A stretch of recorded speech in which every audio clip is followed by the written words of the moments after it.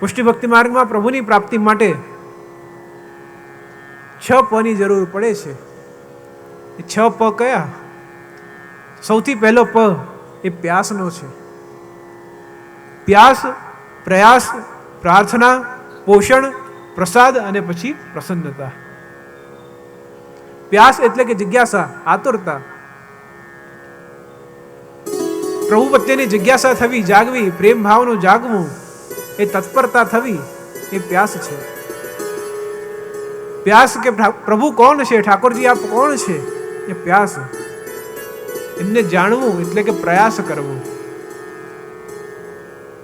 સ્કૂલમાં એડમિશન લેવું, સ્કૂલ કેવી હશે, કયા સ્કૂલમાં મૂકીશું, ક્યાં હશે, કેવું ભણાવતા હશે, ટીચરો કેવા હશે, વાતાવરણ કેવું હશે, એ જાણવું એ પ્યાસ છે.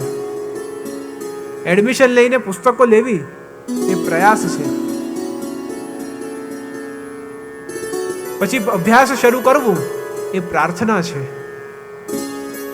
ઠાકોરજી કોણ છે જાણી લીધું છે, માર્ગ કયા છે એ જાણી લીધું છે. હવે માર્ગને અનુસરણમાં મૂકવું એ પ્રયાસ કરવું, એ પ્રાર્થના કરવી છે.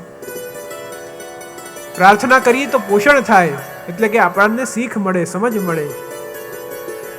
શીખ સમજ મળે તો પછી પ્રસાદ મળે, એટલે કે પ્રભુની પ્રાપ્તિ થાય. અને પ્રભુની પ્રાપ્તિ થાય ત્યારે જીવને પ્રસન્નતા થાય છે.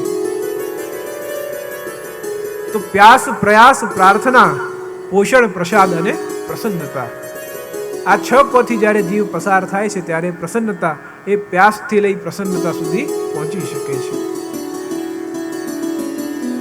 दुआ और यकीन नजर नहीं आते, दुआ और यकीन नजर नहीं आते, पर नामुमकिन को मुमकिन कर जाते हैं.